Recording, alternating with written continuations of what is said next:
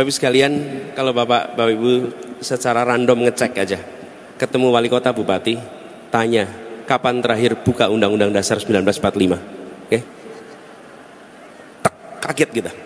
Tanya ekonom yang menyusun tentang kebijakan pendidikan, tapi kebijakan ekonomi, kapan terakhir baca Undang-Undang Dasar 45, oke? Kita ini sekolahkan tinggi, diberikan kesempatan macam-macam, tapi lupa bahwa negeri ini itu tidak diatur oleh teori-teori dari luar. Negeri ini diatur oleh sebuah teori namanya Undang-Undang Dasar 1945. Jadi semua pengambil kebijakan, kalau kami ditugaskan, maka nomor satu, baca Undang-Undang 45, baca semua undang-undang yang ada, lalu semua kebijakan harus merujuk ke situ. Kami melihat, Pak, di dalam RPJMN itu langkah-langkah yang harus dikerjakan itu ada. Problemnya di dalam proses pemerintahan tidak diturunkan menjadi program, kegiatan, ukuran, okay? Sehingga statement politik tidak menjadi program, tidak menjadi kegiatan, tidak jadi ukuran. Akhirnya ketika bicara misalnya tentang memajukan perekonomian dari pinggiran, okay? Statementnya ada, tapi programnya tidak ada, kegiatannya tidak ada, ukurannya tidak ada, lalu tidak tercapai. Padahal di RPJMN-nya ada. Lalu kita menyalahkan RPJMN-nya. Padahal menurut kami problemnya bukan di RPJMN, problemnya adalah di dalam tata kelola pemerintahan. Kalaupun ini diganti ujungnya menjadi GBHN, selama proses di bawahnya tidak terjadi, maka itu akan lewat juga. Jadi kenapa di era Orde Baru itu relatif jalan?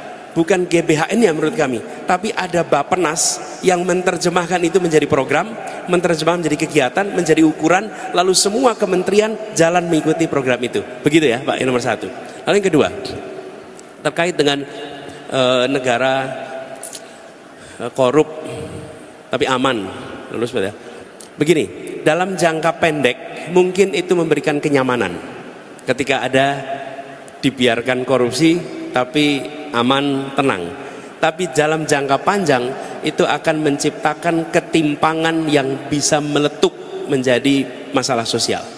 Kenapa? Karena begitu ada korupsi, otomatis itu artinya kebijakan-kebijakan yang seharusnya dirasakan oleh orang banyak, dana yang seharusnya bisa dirasakan oleh semua, berhenti di kelompok-kelompok tertentu saja.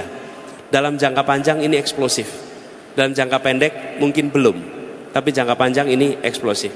Dan yang ketiga, pengalaman kami ketika kita melihat korupsi itu dibiarkan, efeknya langsung di rakyat. Saya beri contoh, daerah yang di pedalaman, gak usah pedalaman lah, daerah yang dari kota mungkin jaraknya 20-30 km, jalannya dikorup, maka rusak jalan itu dengan mudah.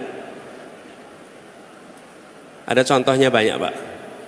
Apa kemudian konsekuensinya?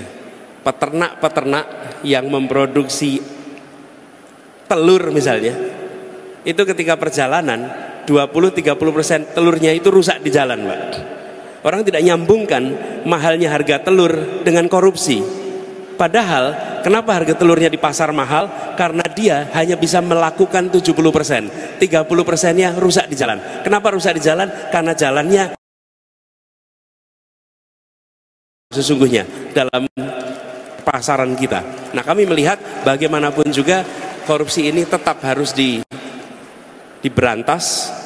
Nol belum tentu bisa, tapi ikhtiar memberantas itu harus terus dilakukan. Inilah pentingnya mengapa nilai itu harus dipegang.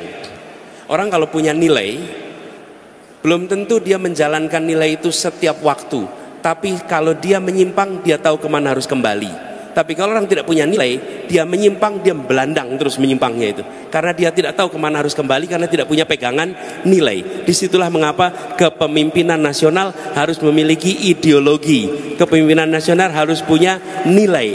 Sehingga ketika dia melakukan kebijakan-kebijakan yang mungkin tidak sejalan dengan ideologi yang dipegang, tidak jalan nilai, dia tahu kapan harus kembali. Termasuk soal pemerintahan yang bersih itu.